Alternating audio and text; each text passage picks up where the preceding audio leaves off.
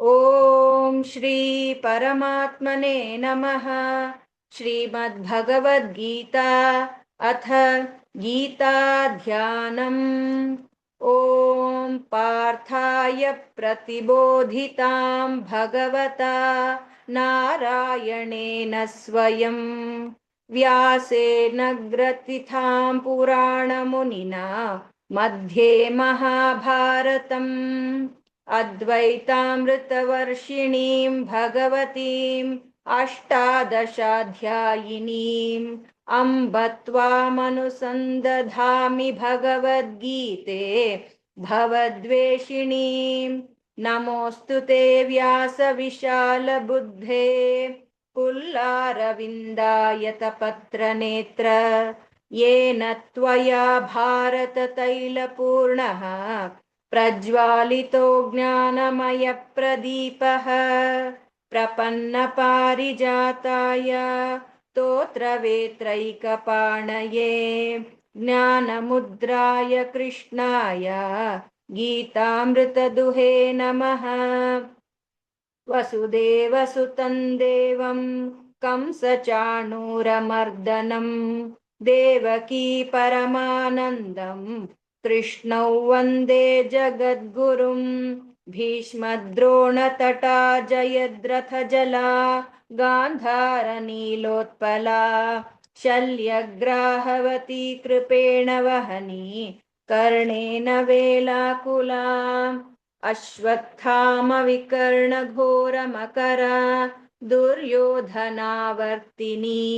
सोत्तीर्णा खलु पाण्डवैरणनदी कैवर्तकः केशवः पाराशर्यवचः सरोजममलम् गीतार्थगन्धोत्कटम् नानाख्यानककेसरं हरिकथा सम्बोधनाबोधितम् लोके सज्जनशत्परैरहरहः पेपीयमानं मुदा भूयाद्भारतपङ्कजं कलिमलप्रध्वंसि न श्रेयसे।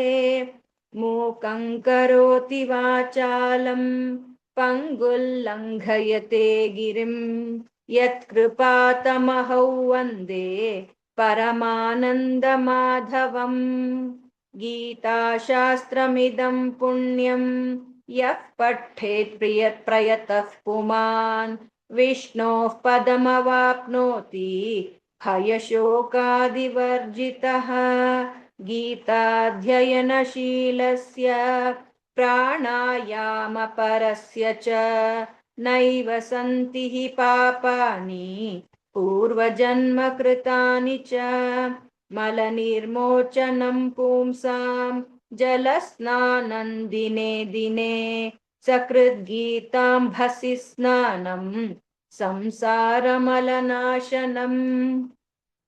गीता सुगीता कर्तव्या किमन्यैः शास्त्रविस्तरैः या स्वयं पद्मनाभस्य मुखपद्माद्विनिसृताम् भारतामृतसर्वस्वं विष्णोर्वक्त्राद्विनिसृतं गीता गङ्गोदकं पीत्वा पुनर्जन्म न विद्यते।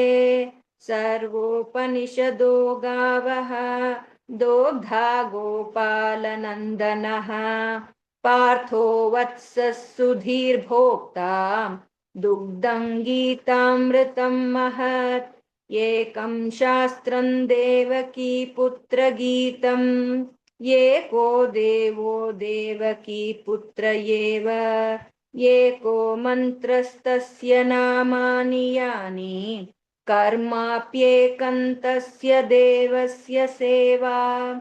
शान्ताकारं भुजगशयनं पद्मनाभं सुरेशं विश्वाधारं गगनसदृशं मेघवर्णं शुभांगं लक्ष्मीकान्तं कमलनयनं योगिभिर्ध्यानगम्यं वन्दे विष्णुं भवभयहरं सर्वलोकैकनाथं। यं ब्रह्मा वरुणेन्द्ररुद्रमरुतः स्तुन्वन्ति दिव्यैस्तवैः वेदैः साङ्गपदक्रमोपनिषदैः गायन्ति यं सामगाः ध्यानावस्थिततद्गतेन मनसा पश्यन्ति यं योगिनः यस्यान्तन्न विदुःसुरासुरगणाः देवाय तस्मै नमः इति गीताध्यानं सम्पूर्णम् हरि ओम् तत्सत्। ॐ श्री परमात्मने नमः। श्रीमद्भगवद्गीता अथ प्रथमोऽध्यायः अर्जुनविषादयोगः। धृतराष्ट्र उवाच धर्मक्षेत्रे कुरुक्षेत्रे समवेतायुयुत्सवः मामकाः पाण्डवाश्चैव किमकुर्वत सञ्जय। सञ्जय उवाच दृष्ट्वा तु पाण्डवानीकं व्यूढन् दुर्योधनस्तदा आचार्यमुपसङ्गम्य राजा वचनमब्रवीत् पश्यैतां पाण्डुपुत्राणाम् आचार्यमहतीं च मूं व्यूढान् द्रुपदपुत्रेण तव शिष्येण धीमता अत्र शूरा महेश्वासाः भीमार्जुनसमायुधि युयुधानो विराटश्च द्रुपदश्च महारथः दृष्टकेतुश्चेकितानः काशीराजश्च वीर्यवान् पुरुजित् कुन्तिभोजश्च शैब्यश्च नरपुङ्गवः युधामन्युश्च विक्रान्तः उत्तमौजाश्च वीर्यवान् सौभद्रो द्रौपदेयाश्च सर्व एव महारथाः अस्माकं तु विशिष्टाये तान् निबोधद्विजोत्तम नायका मम सैन्यस्य सन्न्यार्थं तान् ब्रवीमि ते भवान् भीष्मश्च कर्णश्च कृपश्च समितिञ्जयः अश्वत्थामा विकर्णश्च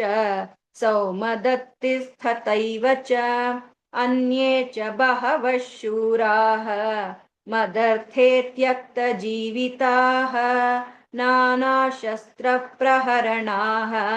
सर्वे युद्धविशारदाः अपर्याप्तं तदस्माकं बलं भीष्माभिरक्षितं पर्याप्तं त्विदमेतेषां बलं भीमाभिरक्षितम् अयनेषु च सर्वेषु यथा भागमवस्थिताः भीष्ममेवाभिरक्षन्तु भवन्तः सर्व एव हि तस्य सञ्जयनं हर्षं कुरु वृद्धः पितामहः सिंहनादौ विनद्योचैः शङ्खं दध्मौ प्रतापवान् ततः शङ्काश्च भैर्यश्च पणवानकगोमुखाः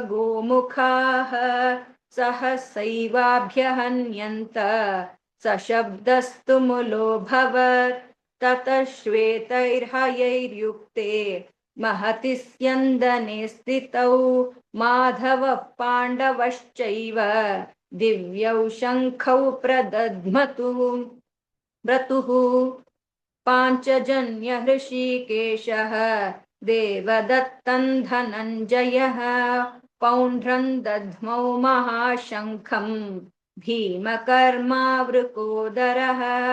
अनन्तविजयं राजा कुन्तीपुत्रो युधिष्ठिरः नकुलः सह देवश्च सुघोषमणिपुष्पकौ काश्यश्च परमेश्वासः शिखण्डी च महारथः दृष्टद्युम्नो विराटश्च सात्यकिश्चापराजितः द्रुपदो द्रौपदेयाश्च सर्वशः पृथिवीपते सौभद्रश्च महाबाहुः शङ्खान् दध्मुः पृथक् पृथक् सघोषोधार्तराष्ट्राणां हृदयानि व्यदारयत् नभश्च पृथिवीं चैव तुमुलो व्यनुनादयन् अथ व्यवस्थितान् दृष्ट्वा धार्तराष्ट्रान् कपिध्वजः प्रवृत्ते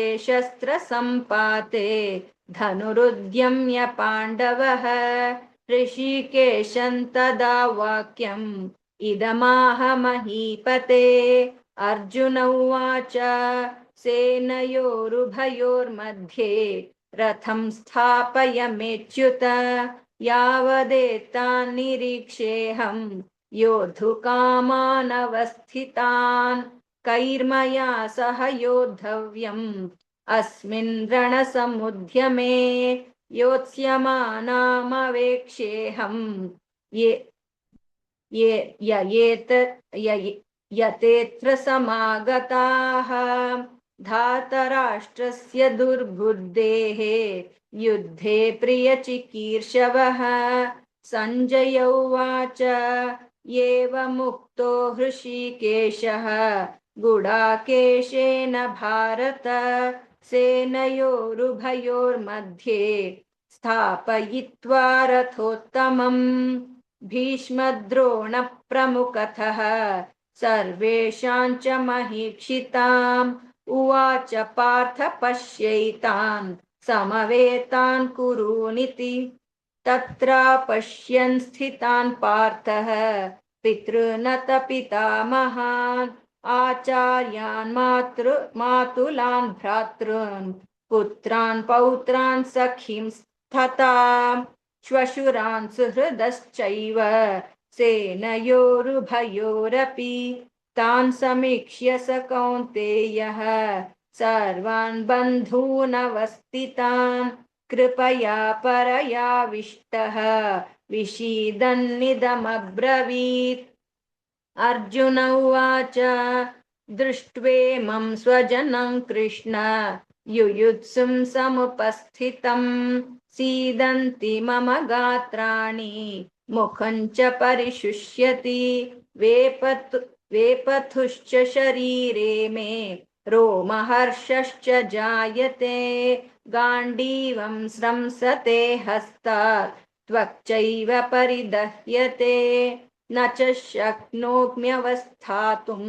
भ्रमतीव च मे मनः निमित्तानि च पश्यामि विपरीतानि केशव न च श्रेयोनुपश्यामि हत्वा स्वजनमाहवे न काङ्क्षे विजयं कृष्ण न च राज्यं सुखानि च किन्नो राज्येन गोविन्द किं भोगैर्जीवितेन वा येषामर्थे काङ्क्षितन्नः राज्यं भोगाः सुखानि च तयिमेव स्थिता युद्धे प्राणान् त्यक्त्वा धनानि च आचार्यः पितरः पुत्राः तथैव च पितामहाः मातुला श्वशुराः पौत्राः श्यालाः सम्बन्धिनस्तथा एतान्न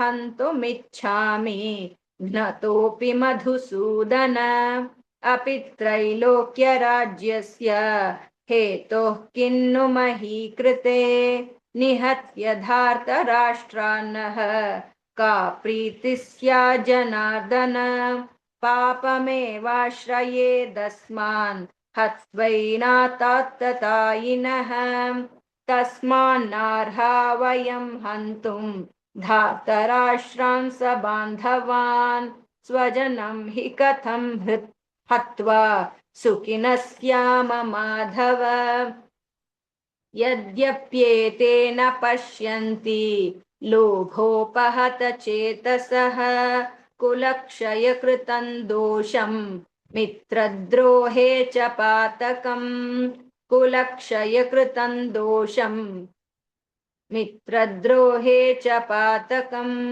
कथनज्ञेयमस्माभिः पापादस्मान् निवर्तितुम् कुलक्षयकृतं दोषं प्रपश्यद्भिर्जनार्दन कुलक्षये प्रणश्यन्ति कुलधर्माः सनातनाः धर्मे नष्टे कुलं कृत्स्नम् अधर्मोऽभिभवत्युत अधर्माभिभवात् कृष्ण प्रदुष्यन्ति कुलस्त्रियः स्त्रीषु दुष्टासु वार्ष्णेय जायते वर्णसङ्करः संकरो नरकायैव कुलघ्नानां कुलस्य च पतन्ति पितरो ह्येषां लुप्तपिण्डोदकक्रियाः दोषैरेतैः कुलघ्नानां वर्णसङ्करकारकैः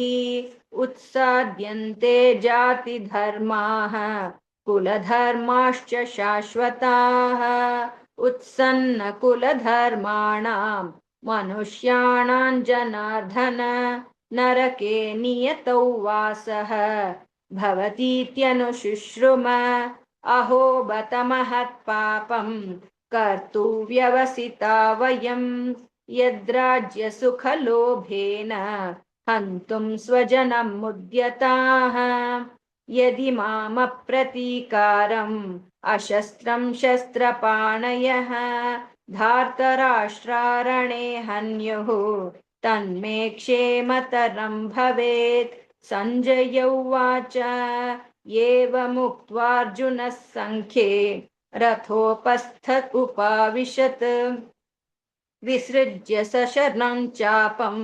शोकसंविघ्नमानसः ॐ तत्सदिति श्रीमद्भगवद्गीतासु उपनिषत्सु ब्रह्मविद्यायां योगशास्त्रे श्रीकृष्णार्जुनसंवादे अर्जुनविषादयोगो नाम प्रथमोऽध्यायः।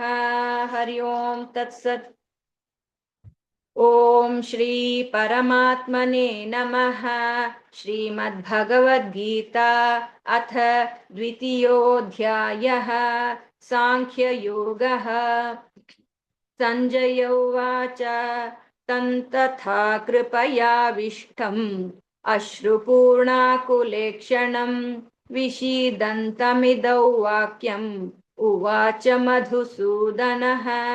श्रीभगवानुवाच कुतस्त्वाकश्मलमिदं विषमे समुपस्थितम् अनार्यजुष्टमस्वर्ग्यम् अकीर्तिकरमर्जुन क्लैब्यम् आस्मगमः पार्थ नैतत्त्वय्युपपद्यते क्षुद्रं हृदय दौर्बल्यं त्यक्त्वोत्तिष्ठ परन्तप। अर्जुन उवाच कथं भीष्ममहं सङ्ख्ये द्रोणं च मधुसूदन इषुभिः प्रतियोत्स्यामि पूजार्हावरिसूदन।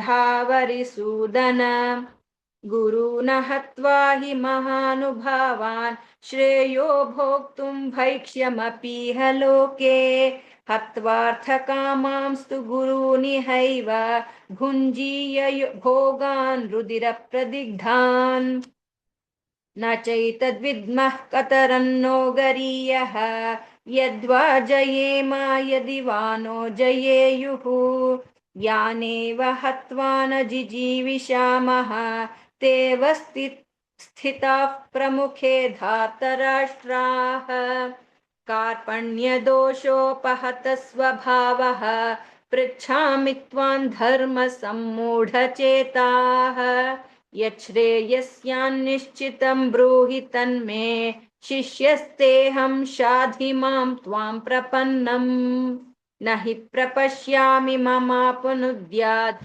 यच्छोकमुच्छोषणमिन्द्रियाणाम् अवाप्य भूमा वसपत्रमृद्धं राज्यं सुराणामपि च्छाधिपत्यं पथ्यम्। सञ्जय उवाच एवमुक्त्वा हृषीकेशं गुडाकेशः परन्तप न योत्स्य इति गोविन्दम् उक्त्वा तूष्णीं बभूवः। तमुवाच हृषीकेशः प्रहसन्निव भारत सेनयोरुभयोर्मध्ये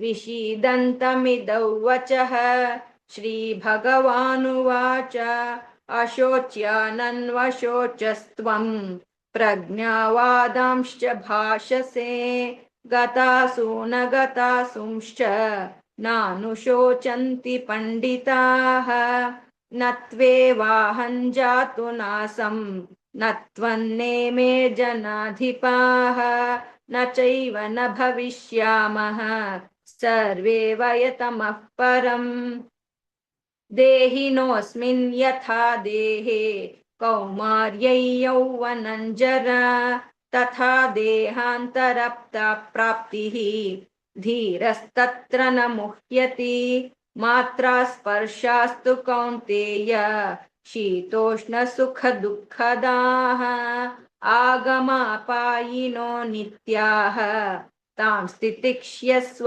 भारत यं हि नौ व्यथयन्ते ते पुरुषं पुरुषर्षभ समदुःखसुखं धीरं सोऽमृतत्वाय कल्पते नासतो विद्यते भावः नाभावो विद्यते सतः उभयोरपि दृष्टोऽन्तः त्वनयोस्तत्त्वदर्शिभिः अविनाशतु तद्विद्धि येन सर्वमिदं ततं विनाशमव्ययस्यास्य न कश्चित् कर्तुमर्हति अन्तवन्त इमे देहाः नित्यस्योक्ताः शरीरिणः अनाशिनो प्रमेयस्य तस्माद्युध्यस्व भारत य येनौ वेत्ति हन्तारं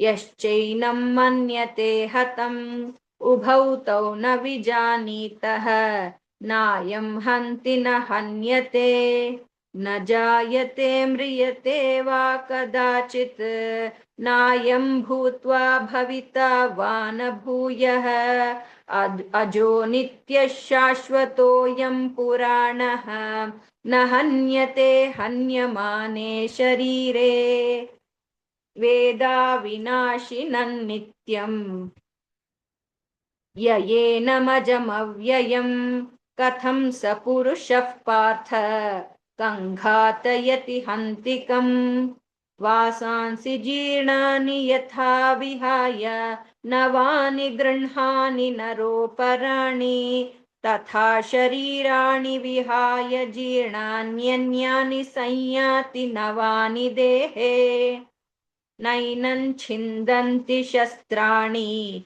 नैनं दहति पावकः न चैनं क्लेदयन्त्यापः न शोचयति मारुतः अच्छेद्योऽयं यमदाह्योऽयम् अक्लेद्यो शोष्य एव च नित्यः सर्वगतस्थाणुः अचलोऽयं सनातनः अव्यक्तोऽयमचिन्त्योऽयम् अविकार्योऽयमुच्यते तस्मादेव विदित्वैनं नानुशोचितुमर्हसि अथ चैनं नित्यजातं नित्यौ वा मन्यसे मृतं तथापि त्वं महाबाहो नैवं शोचितुमर्हसि जातस्य हि ध्रुवो मृत्युः ध्रुवं जन्म मृतस्य च तस्मादपरिहार्येऽर्थे न त्वं शोचितुमर्हसि अव्यक्तादीनि भूतानि व्यक्तमध्यानि भारत अव्यक्तनिधनान्येव तत्र का परिदेवना आश्चर्यवत् पश्यति कश्चिदेनम् आश्चर्यवद्वदति तथैव चान्यः आश्चर्यवच्चैननं शृणोति श्रुत्वाप्येनौ वेद न चैव कश्चित् देहि नित्यमवध्योऽयं देहे सर्वस्य भारत तस्मात् सर्वाणि भूतानि न त्वं शोचितुमर्हसि स्वधर्ममपि चावेक्ष्य न विकम्पितुमर्हसि धर्माद्धियुद्धात् श्रेयोऽन्यत् क्षत्रियस्य न विद्यते यदृच्छया चोपपन्नं स्वर्गद्वारामपावृतम् सुखिनः क्षत्रियाः पार्थ लभन्ते युद्धमीदृशम् अथ चेत्त्वमिदं धर्म्यं सङ्ग्रामं न करिष्यसि ततः स्वधर्मं कीर्तिं च हित्वा पापमवाप्स्यसि अकीर्तिं चापि भूतानि कथयिष्यन्ति ते व्ययाम् सम्भावितस्य चाकीर्तिः मरणादतिरिच्यते भयाद्रणादु परतम् मंस्यन्ते त्वां महारथाः येषां च त्वं बहुमतः भूत्वा यास्यसि लाघवम् अवाच्य वादांश्च बहून् वदिष्यन्ति तवाहिताः निन्दन्तस्तव सामर्थ्यं ततो दुःखतरन्नु किम् हतो वा प्राप्स्यसि स्वर्गं जित्वा वा भोक्ष्यसे महीम् तस्मादुत्तिष्ठ कौन्तेय युद्धाय कृतनिश्चयः सुखदुःखे समे कृत्वा लाभालाभौ जयाजयौ ततो युद्धाय युज्यस्व नैवं पापमवाप्स्यसि येषा ते विहिता साङ्ख्ये बुद्धिर्योगे त्विमां शृणु बुद्ध्या युक्तो यया पार्थ कर्मबन्धं प्रहास्यसि नेहाभिक्रमनाशोऽस्ति प्रत्यवायो न विद्यते स्वल्पमप्यस्य धर्मस्य त्रायते महतो भयात् व्यवसायात्मिका बुद्धिः एकेह कुरु नन्दन बहुशाखा ह्यनन्ताश्च बुद्धयो व्यवसायिनाम् यामिमां पुष्पिता वाचं प्रवदन्त्यविपश्चितः वेदवादरताः पार्थ नानुदस्तीनिवादिनः कामात्मानः स्वर्गपराः फलप्रदां क्रियाविशेषबहुलां भोगैश्वर्यगतिं प्रति भोगैश्वर्यप्रसक्तानां तया प्रहृतचेतसां व्यवसायात्मिका बुद्धिः समाधौ न विधीयते त्रैगुण्यविषया वेदाः निस्त्रैगुण्यो भवार्जुन निर्द्वन्द्वो नित्यसत्त्वस्थः निर्योगक्षेम आत्मवान् यावानर्थ उदपाने सर्वतः सम्प्लुतोदके तावान् सर्वेषु वेदेषु ब्राह्मणस्य विजानतः कर्मण्येवाधिकारस्ते मा फलेषु कदाचन मा कर्मफलहेतुर्भूः मा ते सङ्गोऽस्त्वकर्मणि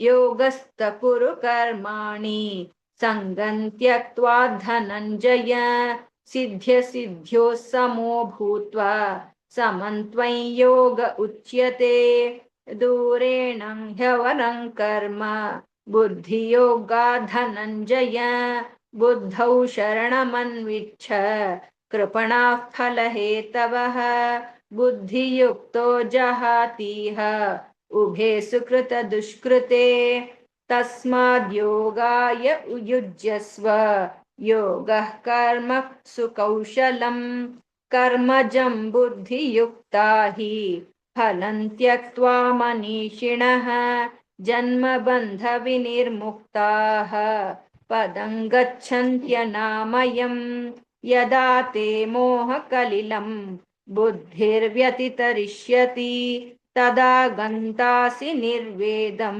श्रोतव्यस्य श्रुतस्य च श्रुतिविप्रतिपन्ना ते यदा स्थास्यति निश्चला समाधावचला बुद्धिः तदा योगमवाप्स्यसि। अर्जुन उवाच स्थितप्रज्ञस्य का भाषा समाधिस्तस्य केशव स्थितिदिः किं प्रभाषेत किमासीतो व्रजेत किम्। श्रीभगवानुवाच प्रजहाति यदा कामान् सर्वान् पार्थमनोगतान् आत्मन्येवात्मना तुष्टः स्थितप्रज्ञस्तदोच्यते। दुःखेष्वनुद्विग्नमनाः सुखेषु विगतस्पृहः वीतरागभयक्रोधः स्थितधीर्मुनिरुच्यते। यः सर्वत्रन्नभिस्नेहः तत्तस्प्राप्य शुभाशुभम् नाभिनन्दति न द्वेष्टि तस्य प्रज्ञा प्रतिष्ठिता। यदा संहरते चायं कूर्मोऽङ्गानीव सर्वशः इन्द्रियाणीन्द्रियार्थेभ्यः तस्य प्रज्ञा प्रतिष्ठिता। विषया विनिवर्तन्ते निराहारस्य देहिनः रसवर्जं रसोऽप्यस्य परं दृष्ट्वा निवर्तते। यततो ह्यपि कौन्तेय पुरुषस्य विपश्चतः इन्द्रियाणि प्रमाथीनि हरन्ति प्रसभं मनः तानि सर्वाणि संयम्य युक्त आसीत मत्परः वशे हि यस्येन्द्रियाणि तस्य प्रज्ञा प्रतिष्ठिता। ध्यायतो विषयान् पुंसः सङ्गस्तेषूपजायते सङ्गात् सञ्जायते कामः कामात् क्रोधोऽभिजायते क्रोधात् भवति सम्मोहः सम्मोहात् स्मृतिविभ्रमः स्मृतिभ्रंशात् बुद्धिनाशः बुद्धिनाशात् प्रणश्यति। रागद्वेषौ वियुक्तैस्तु विषयानिन्द्रियैश्चरन् आत्मवश्यैर्विधेयात्मा प्रसादमधिगच्छति। प्रसादे सर्वदुःखानां हानिरस्योपजायते प्रसन्नचेतसो ह्याशु बुद्धिः पर्यवतिष्ठते। नास्ति बुद्धिरयुक्तस्य न चायुक्तस्य भावना न चाभावयतः शान्तिः अशान्तस्य कुतः सुखम्। इन्द्रियाणां हि चरतां यन्मनोनुविधीयते तदस्य हरति प्रज्ञां वायुर्नाम विवम्भसि। तस्माद्यस्य महाबाहो निगृहीतानि सर्वशः इन्द्रियाणीन्द्रियार्थेभ्यः तस्य प्रज्ञा प्रतिष्ठिता। या निशा सर्वभूतानां तस्यां जागर्ति संयमी यस्यां जाग्रति भूतानि सा निशा पश्यतो मुनेः।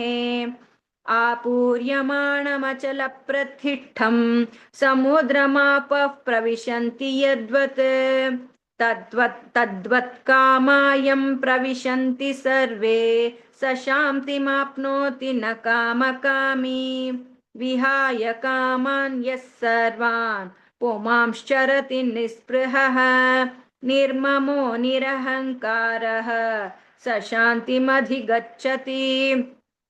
एषा ब्राह्मी स्थितिः पार्थ नैनां प्राप्य विमुह्यति स्थित्वा स्यामन्तकालेऽपि ब्रह्मनिर्वाणमृच्छति। ॐ तत्सदिति श्रीमद्भगवद्गीतासु उपनिषत्सु ब्रह्मविद्यायां योगशास्त्रे श्रीकृष्णार्जुनसंवादे सांख्ययोगो नाम द्वितीयोऽध्यायः। हरि ओं तत्सत्। ॐ श्री परमात्मने नमः। श्रीमद्भगवद्गीता अथ तृतीयोऽध्यायः। कर्मयोगः। अर्जुन उवाच ज्यायसि चेत् कर्मणस्ते मता बुद्धिर्जनार्दन तत्किं कर्मणि घोरे माम् नियोजयसि केशव। व्यामिश्रेणेव वाक्येन बुद्धिं मोहयसीव मे तदेकौ वद निश्चित्य येन श्रेयोऽहमाप्नुयाम्। श्रीभगवानुवाच लोकेऽस्मिन् द्विविधा निष्ठा पुरा प्रोक्ता मया नघ।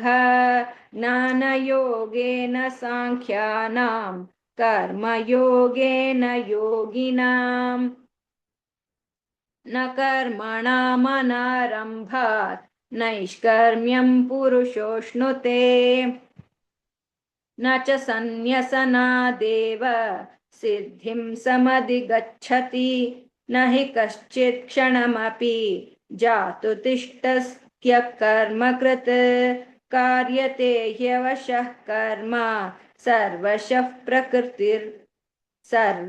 सर्वः प्रकृतिजैर्गुणैः। कर्मेन्द्रियाणि संयम्य य आस्ते मनसा स्मरन् इन्द्रियार्थान् विमूढात्मा मिथ्याचारः स उच्यते।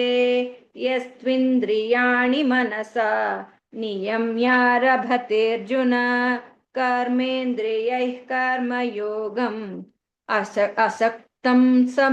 असक्तं स्तविशिष्यते। नियतं कुरु कर्म त्वं कर्म ज्यायो ह्यकर्मणः शरीरयात्रापि च ते न प्रसिद्ध्येद कर्मणः। यज्ञार्था कर्मणोऽन्यत्र लोकोऽयं कर्म बन्धनः। तदर्थं कर्म कौन्तेय मुक्तः सङ्गसमाचर। सह यज्ञः प्रजा स्पृष्ट्वा पुरोवाच प्रजापतिः अनेन प्रसविष्यध्वं येष वोत्विष्टकामधुक्। देवान् भावयतानेन ते देवा भावयन्तु वः परस्परं भावयन्तः श्रेयः परमवाप्स्यथः। इष्टान् भोगान् हि वो देवाः दास्यन्ते यज्ञभाविताः तैर्दत्तानप्रदायेभ्यः यो भुङ्क्तेस्तेन एव सः। यज्ञशिष्टाशिनः सन्तः मुच्यन्ते सर्वकिल्बिषैः भुञ्जते ते त्वघं पापाः ये पचत्यात्मकारणात्। अन्नाद्भवन्ति भूतानि पर्जन्यादन्नसम्भवः यज्ञाद्भवति पर्जन्यः यज्ञः कर्म समुद्भवः। कर्मद्ब्रह्मोद्भवो विद्धि ब्रह्माक्षरसमुद्भवम्। तस्मात् सर्वगतं ब्रह्म नित्ययज्ञे प्रतिष्ठितम्। एवं प्रवर्तितं चक्रं नानुवर्तयति हयः अघायुरिन्द्रिया रामः मोघं पार्थ स जीवति। यस्त्वात्मरतिरेव स्यात् आत्मतृप्तश्च मानवः आत्मन्येवश्च सन्तुष्टः तस्य कार्यं न विद्यते। नैव तस्य कृतानार्थः न कृतेनेह कश्चन न चास्य सर्वभूतेषु कश्चिदर्थव्यपाश्रयः। तस्मादसक्तः सततं कार्यं कर्म समाचर असक्तो ह्याचरन् कर्म परमाप्नोति पूरुषः। कर्मणैव हि संसिद्धिम् आस्थिता जनकादयः लोकसङ्ग्रहमेवापि सम्पश्यन् कर्तुमर्हसि यद्यदाचरति श्रेष्ठः तत्तत् स यत्प्रमाणां कुरुते लोकस्तदनुवर्तते न मे पार्थास्ति कर्तव्यं त्रिषु लोकेषु किञ्चन नानवाप्तमवाप्तव्यं वर्तयेव च कर्मणि यदि ह्यहन्नुवर्तेयं जातु कर्मण्यतन्द्रितः मम वर्त्मानुवर्तन्ते मनुष्याः पार्थ सर्वशः उत्सीदेयुरिमे लोकाः न कुर्यां कर्म चेदहं शङ्करस्य च कर्ता स्याम् उपहन्यामि वः प्रजाः सक्ताः कर्मण्य विद्वांसः यथा कुर्वन्ति भारत कुर्याद्विद्वांस्तथा सक्तः चिकीर्षुर्लोकसङ्ग्रहं न बुद्धिभेदं जनयेत् अज्ञानां कर्मसङ्गिनां जोषयेत् कर्माणि विद्वान् युक्तः समाचरन् प्रकृतेः क्रियकर्माणि गुणैः कर्माणि सर्वशः अहङ्कारविमूढात्मा कर्ताहमिति मन्यते तत्त्ववित्तु महाबाहो गुणकर्मविभागयोः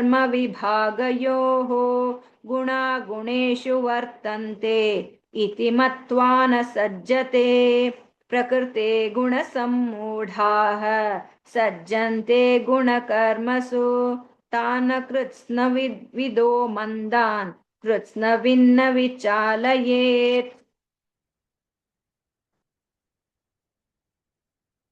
मयि सर्वाणि कर्माणि सन्न्यास्याध्यात्मचेतसा निराशीर्निर्ममो भूत्वा युध्यस्त्वविगतज्वरः ये मे मतमिदं नित्यम् अनुतिष्ठन्ति मानवाः श्रद्धावन्तो न सूयन्तः मुच्यन्ते तेऽपि कर्मभिः ये त्वेतदभ्यसूयन्तः नानुतिष्ठन्ति मे मनः सर्वज्ञानाविमूढांस्तान् विद्धि नष्टान् चेतसः सदृशं चेष्टते स्वास्यः प्रकृतेर्ज्ञानवानपि प्रकृतिं यान्ति भूतानि निग्रहं किं करिष्यति इन्द्रियस्येन्द्रियस्यार्थे रागद्वेषौ व्यवस्थितौ तयोर्न वशमागच्छेत् तौ ह्यस्य परिपन्थिनौ श्रेयान् स्वधर्मो विगुणः परधर्मात् स्वनुष्ठितात् स्वधर्मे निधनं श्रेयः परधर्मो भयावहः अर्जुन उवाच अथ केन प्रयुक्तोऽयं पापं चरति पूरुषः अनिच्छन्नपि वार्ष्णेय बलादिव नियोजितः श्रीभगवानुवाच काम एष क्रोध एषः रजोगुणसमुद्भवः महाशनो महापाप्मा विध्येनमिह वैरिणम् धूमेनाव्रियते वह्निः यथा दर्शो मलेन च यथोल्बेनावृतो गर्भः तथा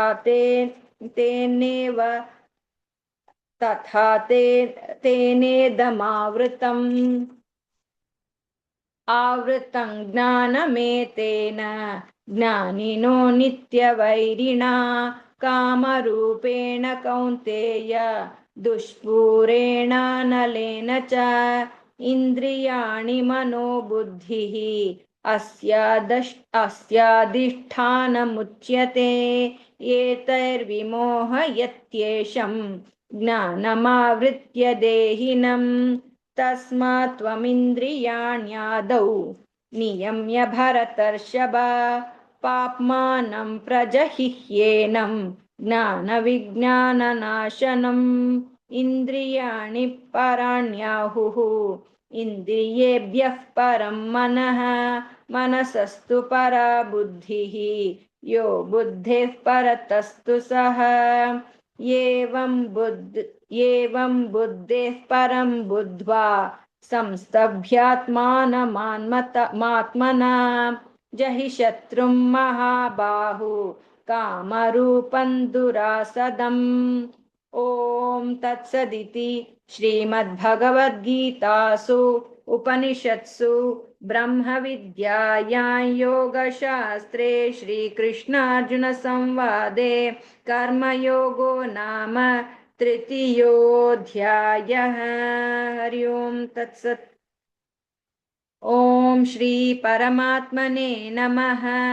श्रीमद्भगवद्गीता अथ चतुर्थोऽध्यायः ज्ञानकर्मसन्न्यासयोगः। श्रीभगवानुवाच इमं विवस्वते योगं प्रोक्तवानहमव्ययम् विवस्वान्मनवे प्राह मनुरिक्ष्वाकवे ब्रवीत् एवं परम्परा प्राप्तम् इमं राजर्षयो विदुः सकाले नेह महता योगो नष्टः परन्तप स एवायं मया तेद्य योगः प्रोक्तः पुरातनः भक्तोऽसि मे सखा चेति रहस्यं ह्येतदुत्तमम्। अर्जुन उवाच अपरं भवतो जन्म परं जन्म विवस्वतः कथमेतद्विजानीयाम् त्वमादौ प्रोक्तवानिति। बहूनि मे व्यतीतानि जन्मानि तव चार्जुन त्यानहौ वेद सर्वाणि न त्वौ वेत्थ परन्तप अजोऽपि सन्नव्ययात्मा भूतानामीश्वरोऽपि सन् प्रकृतिं स्वामधिष्ठाय सम्भवात्म्यात्ममायया यदा यदा हि धर्मस्य ग्लानिर्भवति भारत अभ्युत्थानमधर्मस्य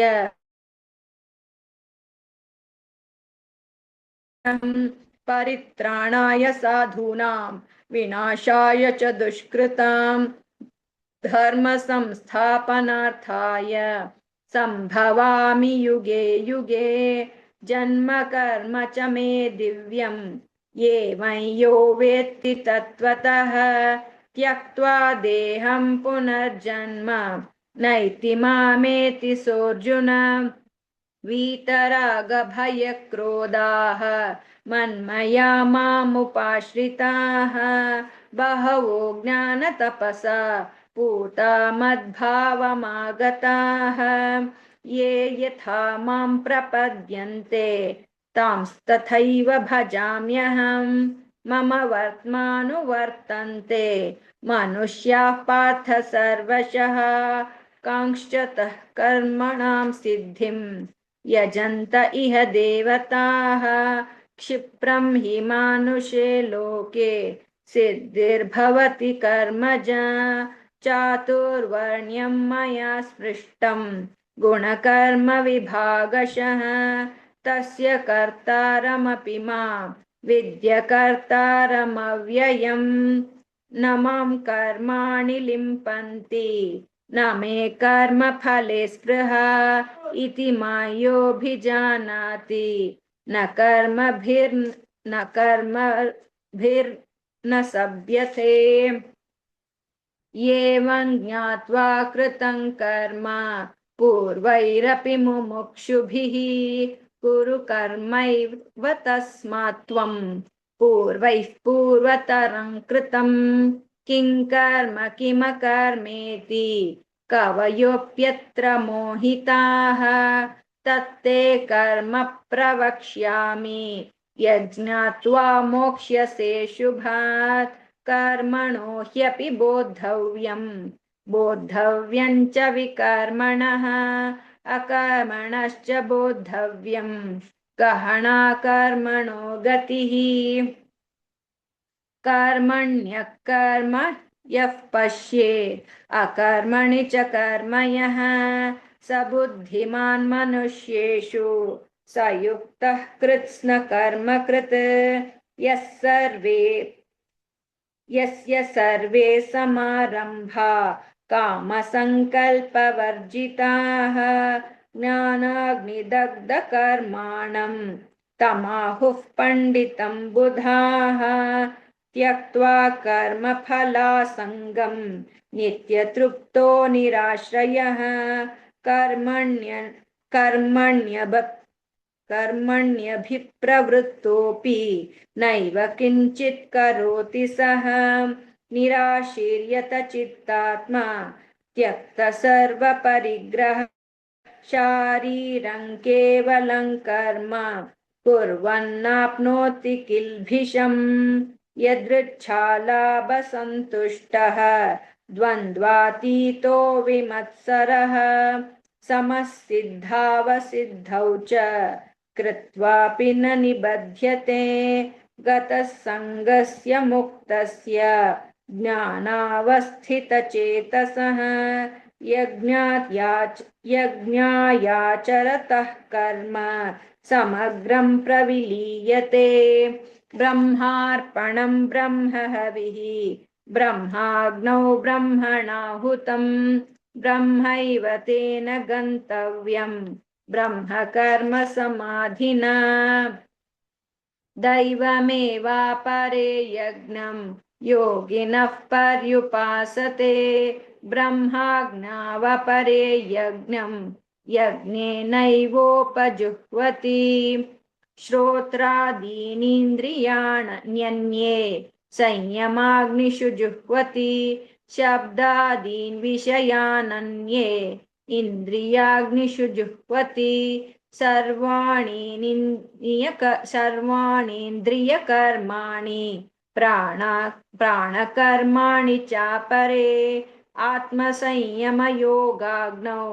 जुह्वति ज्ञानदीपिते द्रव्ययज्ञास्तथा यज्ञाः योगयज्ञास्तथा परे स्वाध्यायज्ञानयज्ञाश्च यतयः संशितव्रताः अपाने जुह्वति प्राणं प्राणे पानं तथा परे प्राणापानगतिरुद्ध्वा प्राणायामपरायणाः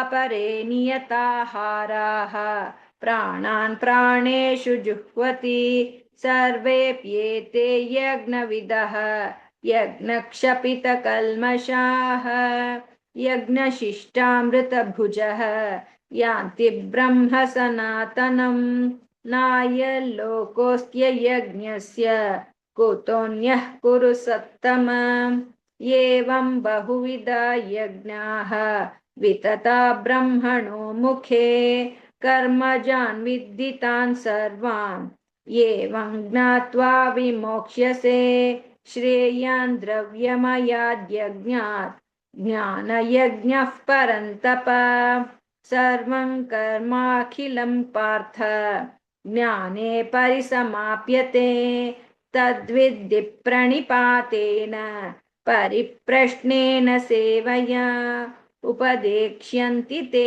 ज्ञानं ज्ञानिनस्तत्त्वदर्शिनः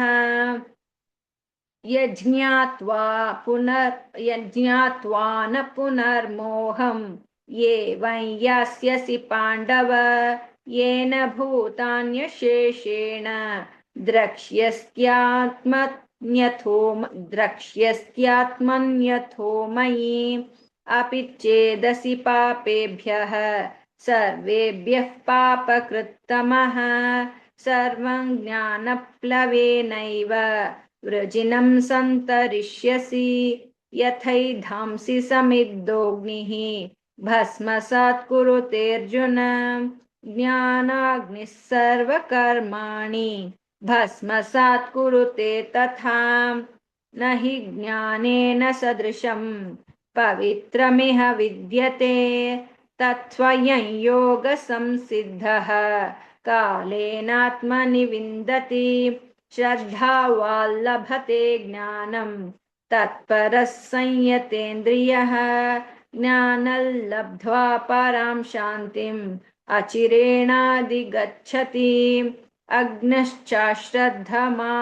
श्रद्धधानश्च संशयात्मा विनश्यति नायल्लोकोऽस्ति न परः न सुखं संशयात्मनः योगसन्न्यस्तकर्माणं ज्ञानसञ्छिन्न संशयम् आत्मवन्तन्न कर्माणि निबध्नन्ति धनञ्जय तस्मादज्ञानसम्भूतं हृत्स्नं ज्ञानासीनात्मनः छित्त्वैनं संशयं योगम् आतिष्ठोत्तिष्ठ भारत।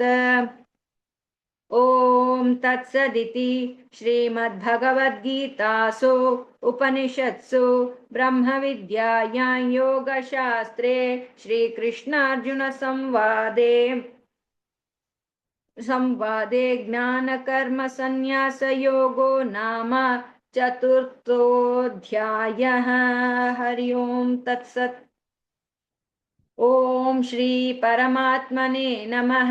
श्रीमद्भगवद्गीता अथ पंचमोऽध्यायः कर्मसन्न्यासयोगः। अर्जुन उवाच सन्न्यासं कर्मणां कृष्ण पुनर्योगं च शंससि यच्छ्रेययेतयोरेकं तन्मे ब्रूहि सुनिश्चितम्। श्रीभगवानुवाच सन्न्यासः कर्मयोगश्च निःश्रेयसकरावुभौ तयोस्तु कर्मसन्न्यासात् कर्मयोगो विशिष्यते ज्ञेयः स नित्यसन्न्यासी यो न द्वेष्टि न काङ्क्षति निर्द्वन्द्वो हि महाबाहो सुखं बन्धात् प्रमुच्यते। सांख्ययोगौ पृथक् बालाः प्रवदन्ति न पण्डिताः एकमप्यास्थितः सम्यक् उभयोर्विन्दते फलम् यत्साङ्ख्यैः प्राप्यते स्थानं तद्योगैरपि गम्यते। एकं साङ्ख्यं च योगं च यः पश्यति स पश्यति। सन्न्यासस्तु महाबाहो दुःखमाप्तुमयोगतः योगयुक्तो मुनिर्ब्रह्मा न चिरेणाधिगच्छति। योगयुक्तो विशुद्धात्मा विजितात्मा जितेन्द्रियः सर्वभूतात्मभूतात्मा कुर्वन्नपि न लिप्यते नैव किञ्चित् करोमीति युक्तो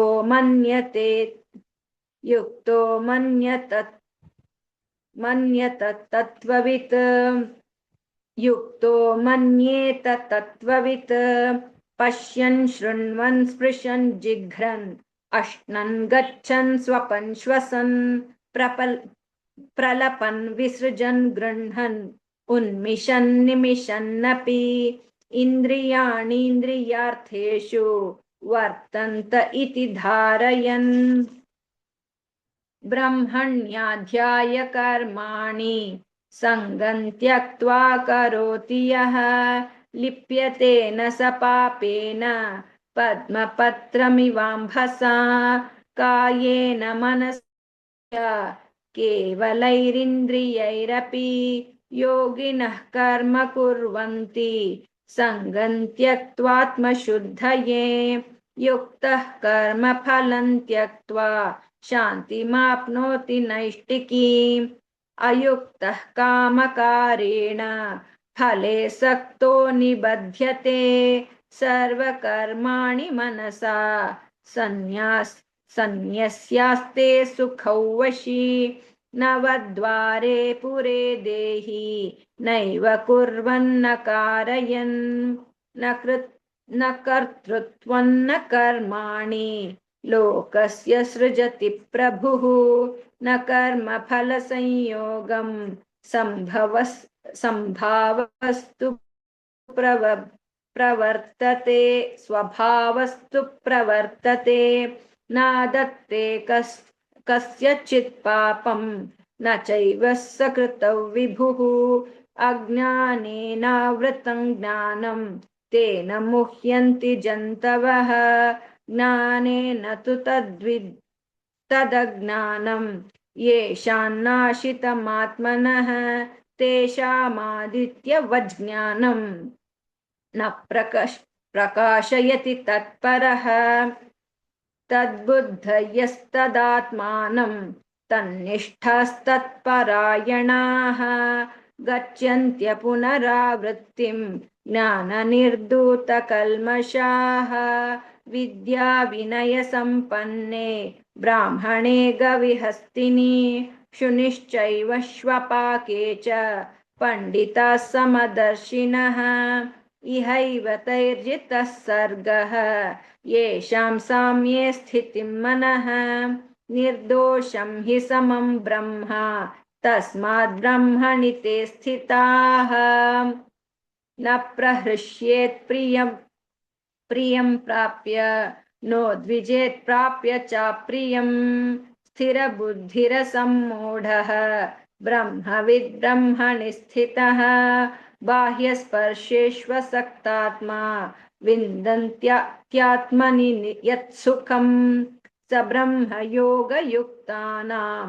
सुखमक्षयमश्नुते ये हि संस्पर्शजा भोगाः दुःखयोनय एव ते आद्यन्तवन्तः कौन्तेय न तेषु रमते बुधः शक्नोति हैव यः सोढुं प्राक्शरीरविमोक्षणात् कामक्रोधोद्भवौ वेगं स युक्तः स सुखी नरः योऽन्तः सुकोऽन्तरा रामः तथान्तर्ज्योतिरेव यः स योगी ब्रह्मनिर्वाणं ब्रह्मभूतोऽधिगच्छति लभन्ते ब्रह्मनिर्वाणं ऋषयः क्षीणकल्मषाः छिन्नद्वैधायतात्मानः सर्वभूतहिते रताः कामक्रोधवियुक्तानां यतीनायतचेतसाम् अभितो ब्रह्मनिर्वाणं वर्तते विदितात्मनां स्पर्शान् कृत्वा बहिर्बाह्यान् चक्षुश्चैवान्तरे भ्रुवोः प्राणापानौ समौ कृत्वा नासाभ्यन्तरचारिणौ यतेन्द्रियमनोबुद्धिः मुनिर्मोक्षपरायणः विगतेच्छाभयक्रोधः यः सदा मुक्त एव सः भोक्तारं यज्ञतपसा सर्वलोकमहेश्वरं सुहृदं सर्वभूतानां ज्ञात्वा मां शान्तिमृच्छति। ॐ तत्सदिति श्रीमद्भगवद्गीतासु उपनिषत्सु ब्रह्मविद्यायां योगशास्त्रे श्रीकृष्णार्जुनसंवादे कर्मसन्न्यासयोगो नाम पञ्चमोऽध्यायः। हरि ओं तत्सत्। ॐ श्री परमात्मने नमः। श्रीमद्भगवद्गीता अथ षष्ठोऽध्यायः आत्मसंयमयोगः। श्रीभगवानुवाच अनाश्रितः कर्मफलं कार्यं कर्म करोति यः सन्न्यासी च योगी च न निरग्निर्न चाक्रियः यं सन्न्यासमिति प्राहुः योगं तौ विद्धि पाण्डव न ह्यसन्न्यस्तसङ्कल्पः योगी भवति कश्चन आरुरुक्षोर्मुनेर्योगं कर्म कारणमुच्यते योगारूढस्य तस्यैव शमः कारणमुच्यते यदा हिनेन्द्रियार्थेषु न कर्मस्वनुषज्जते सर्वसङ्कल्पसन्न्यासी योगारूढस्तदोच्यते उद्धरेदात्मनात्मानं नात्मानमवसादयेत् आत्मैव ह्यात्मनो बन्धुः आत्मैव रिपुरात्मनः बन्धुरात्मात्मनस्तस्य येन त्वैवात्मना जितः अनात्मनस्तु शत्रुत्वे वर्तेतात्मैव शत्रुवत् जितात्मनः प्रशान्तस्य परमात्मा समाहितः शीतोष्णसुखदुःखेषु तथा मानापमानयोः ज्ञानविज्ञान तृप्तात्मा कूटस्थो विजितेन्द्रियः युक्त इत्युच्यते योगी समलोष्ठाश्मकाञ्चनः सुहृन्मित्रार्युदासीनमध्यस्तद्वेष्य बन्धुषु साधुष्वपि च पापेषु समबुद्धिर्विशिष्यते योगी युञ्जीत सततम् आत्मानं रहसि स्थितः एकाकीयत चित्तात्मा निराशीरपरिग्रहः शुचौ देशे प्रतिष्ठाप्य स्थिरमासनमाप्ननः नात्युच्छित्रन्नातिनीचं चैलाजिनकुशोत्तरं तत्रैकाग्रं मनः कृत्वा यतचित्तेन्द्रियक्रियः उपविश्यासने युञ्ज्यात् योगमात्मविशुद्धये समं कायशिरोग्रीवं धारयन्नचलं स्थिरः सम्प्रेक्ष्य नासिकाग्रं स्वं दिशश्चानवलोकयन् प्रशान्तात्मा विगतभीः ब्रह्मचारिव्रते स्थितः मनः संयम्य मच्चित्तः युक्त आसीत मत्परः युञ्जन्नेवं सदात्मानं योगी नियतमानसः शान्तिर्निर्वाणपरमान् मत्संस्थ्यामधिगच्छति नात्यश्नतस्तु योगोऽस्ति न चैकान्तमनश्नतः न चातिस्वप्नशीलस्य जाग्रतो नैव चार्जुन युक्ताहारविहारस्य युक्तचेष्टस्य कर्मसु युक्तस्वप्नावबोधस्य योगो भवति दुःखः यदा विनयतं चित्तम् आत्मन्येवावतिष्ठते निःस्पृहः सर्वकामेभ्यः युक्त इत्युच्यते तदा यथा दीपो निवातस्थः नेङ्गते सोपमा स्मृता योगिनो यतचित्तस्य युञ्जतो योगमात्मनः यत्रो परमते चित्तं निरुध्य योगसेवया यत्र चैवात्मनात्मानं पश्यन्नात्मनि तुष्यति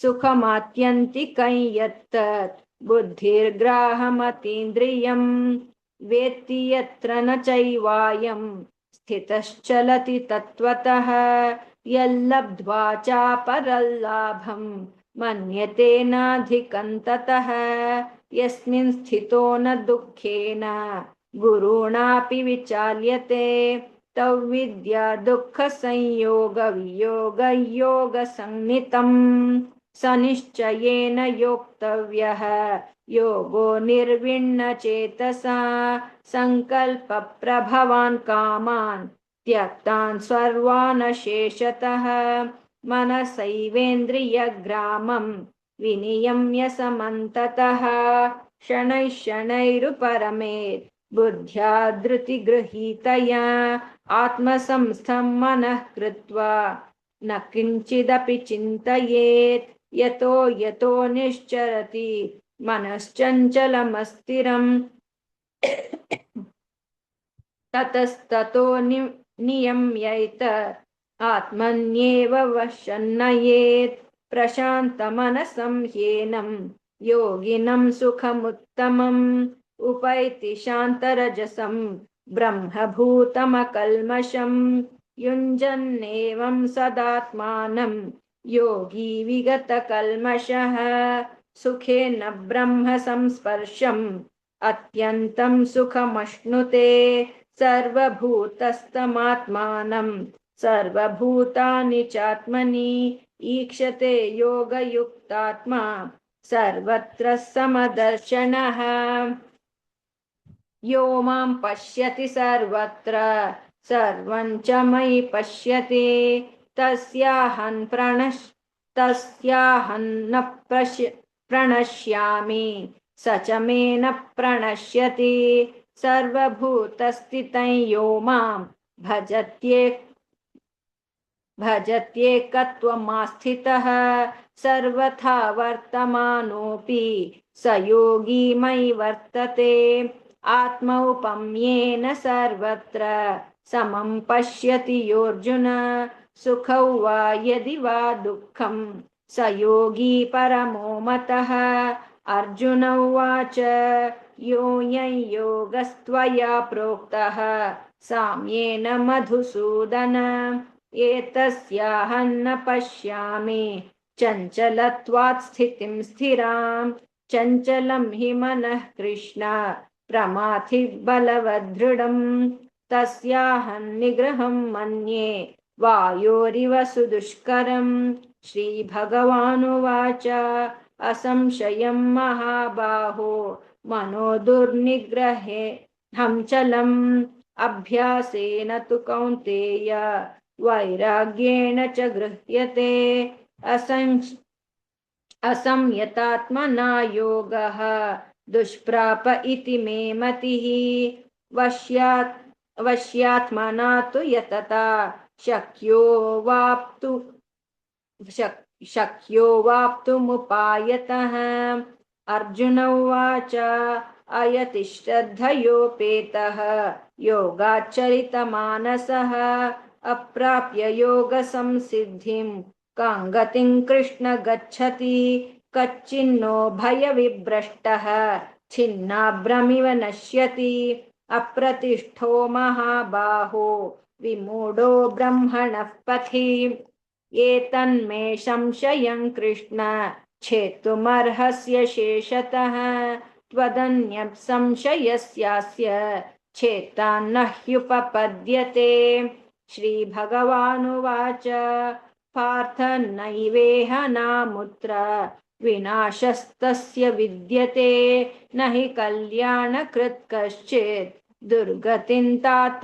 गच्छति प्राप्य पुण्यकृतान् लोकान् उषित्वा शाश्वती समाः शुचीनां श्रीमताङ्गेः योगभ्रष्टोऽभिजायते अथवा योगिनामेव कुले भवति धीमताम् एतद्दुर्लभतरं लोके जन्म यदीदृशं तत्र तं बुद्धिसंयोगं लभते पौर्वदेहिकं यतते च ततो भूयः संसिद्धौ कुरु नन्दन पूर्वाभ्यासेन तेनैव ह्रियते ह्यवशोऽपि सः जिज्ञासुरपि योगस्य शब्दब्रह्माति वर्तते प्रयत्नाद्यतमानस्तु योगी संशुद्ध किल्बिषः